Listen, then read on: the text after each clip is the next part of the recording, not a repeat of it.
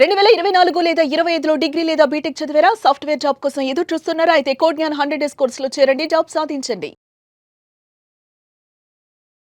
నమస్కారం సార్. నమస్తే అండి. అంటే మజిల్ పవర్ ఉంది కదా అని చెప్పి అహంకారంతోటి కొంతమంది భార్యని ఉన్న పళంగా కట్టుబట్టలతోటి బయటికి పంపించేటువంటి వాళ్ళు చాలామంది ఉంటారు. కొంతమంది అయితే అసలు వినట్లేదు కదా అని చెప్పేసి పెట్రోల్ పోసి, కెరోసిన్ పోసి తగిలిచ్చేటువంటి వాళ్ళు కూడా చాలామంది ఉంటారు. అంటే ఇల్లుని సర్వనాశనం చేసేటువంటి వాళ్ళు ఉంటారు. భార్య అటువంటి వాళ్ళ దగ్గర నుంచి కనుక ప్రొటెక్ట్ చేసుకోవాలి అంటే ఏం చేయాలి? చట్టాలు ఏం చెప్తున్నాయి? కొంతమంది ఏమనుకుంటారంటే పెళ్ళైన తర్వాత వైఫ్ వచ్చిన తర్వాత ఏదో పోనీలే అని ఇంట్లో పెట్టుకున్నామని ఫీల్ అవుతూ ఉంటారు. చాలామంది తెలియని ఎడ్యుకేటెడ్లో అన్ఎడ్యుకేటెడ్ వాళ్ళు, ఎడ్యుకేటెడ్లో ఇల్లిటరేట్స్ చాలామంది ఉన్నారు మన దగ్గర. అంటే వాళ్ళకి ఎడ్యుకేషన్ ఉంటుంది కానీ లిటరసీ ఉండదు. సో నేను వాళ్ళని ఎడ్యుకేటెడ్ ఇల్లిటరేట్స్ అని పిలుస్తాను. ఎలా అంటే నాగరాజ్ గారు హైలీ క్వాలిఫైడ్ ఉంటారు వాళ్ళు, కానీ వాళ్ళకి పెళ్ళైన తర్వాత వైఫ్ ఏంటి, మన ట్రెడిషన్ ప్రకారము వైఫ్ అత్తగారింటికి రావాలి. వైఫ్ అత్తగారింటికి వచ్చిన తర్వాత వీళ్ళ హస్బెండ్స్ అప్పుడప్పుడు కోపం వచ్చినప్పుడు ఏం చెప్తారంటే, ఇది నా ఇల్లు, పోనీలే అనుకుంటే నువ్వు ఇక్కడ ఉంటావు, నాకు కోపం వచ్చిందంటే నెక్స్ట్ సెకండ్ నువ్వు బయట ఉంటావు, ఇది నీ ఇల్లు కాదు, ఏదో నీ అదృష్టం బాగుండి మా ఇంట్లో పడ్డావు అని చెప్తారు వైఫ్స్కి.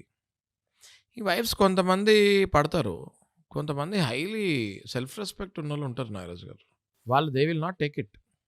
అయితే నేను వైఫ్స్కి ఏం చెప్తున్నా అంటే, సెల్ఫ్ రెస్పెక్ట్ ఉండడంలో తప్పలేదు, కానీ how to fight for your rights అన్నది తెలుసుకోవాలి. అమ్మాయిల్లో కూడా వల్నరబిలిటీ ఎక్కువ ఉంది నాగరాజు గారు. వల్నరబిలిటీ అంటే ఎలా ఫైట్ చేయాలో మీకు తెలీదు. ఎలా ఫైట్ చేయాలో మీకు తెలియనంత వరకు మీరు సమాజంలో ఓడిపోతూనే ఉంటారు. I want females and women and girls to know there rights. మీరు మీ రైట్స్ తెలుసుకుంటే కండబలం ఏం అవసరం లేదు. Muscle power is not required now days. ఇప్పుడు మజిల్ పవర్ ఉన్నాడు, ఇద్దరిని కొడతాడు, ముగ్గురిని కొడతాడు, మొత్తం పోలీస్ వ్యవస్థ అంతా హ్యాండిల్ చేయగలుగుతుందా? అర్థమైందా మీకు? Mind, brain. ఇప్పుడు మీరు చూడండి సైంటిస్టులు వాళ్ళందరూ ఎలా ఉంటారండి, అందరూ గడ్డాలు పెంచుకొని నార్మల్ పర్సనాలిటీలో ఉంటారు, కానీ వాళ్ళు తయారు చేసేవి ఎలా ఉంటాయి, లైట్లు వెలుగుతాయి, అవునా కదా? నిజమే. Right.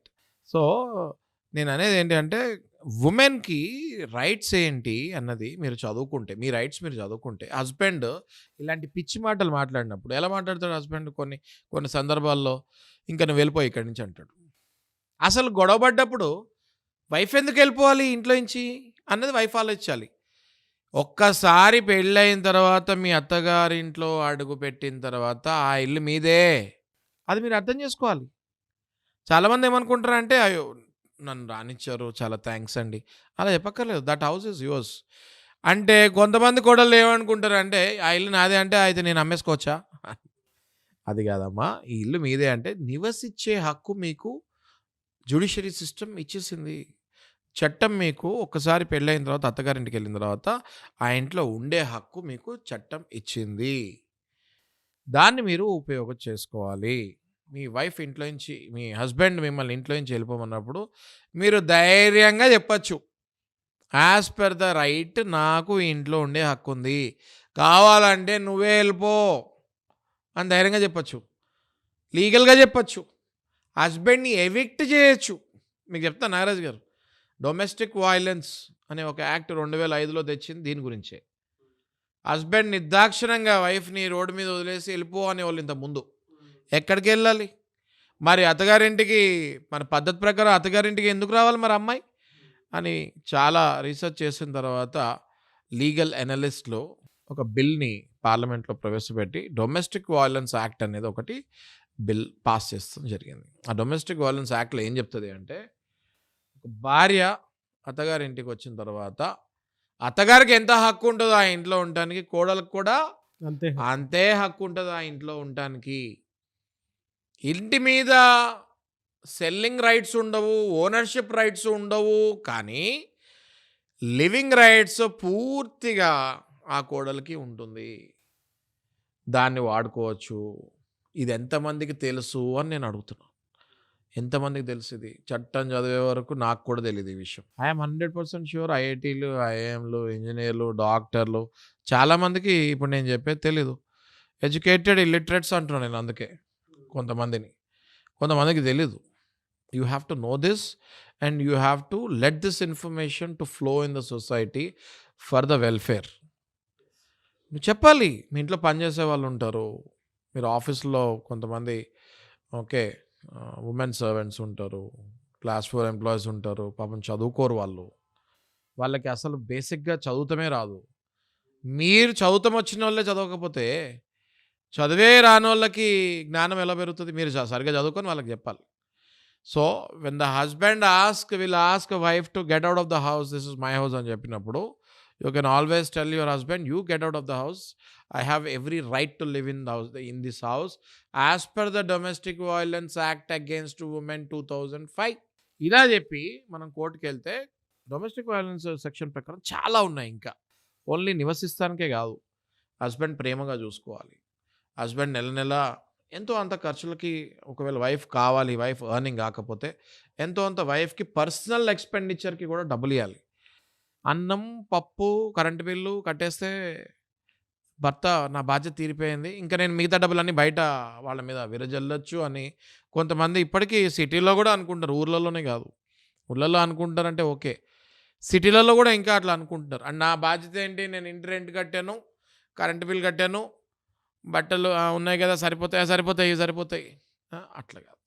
You have to take care of your wife, you have to take care of her emotions, her happiness, her extra facilities, what extra you can give, what extra love you can show అన్నది very very important. పిల్లలు ఉంటారు, పిల్లలకి just school fee కట్టేసి school బట్టలు, books కొనేసి wife దగ్గర వదిలేస్తే wife వాళ్ళని చూసుకోవాలంటే ఎట్లా కుదురుతుంది? పిల్లలు అన్నాక వాళ్ళు ఎదుగుతూ ఉంటారు, వాళ్ళ రిక్వైర్మెంట్స్, నీడ్స్, నెసెసిటీస్ పెరుగుతూ ఉంటాయి. వాళ్ళు తల్లికే చెప్తారు, తండ్రికి చెప్పరు కదా.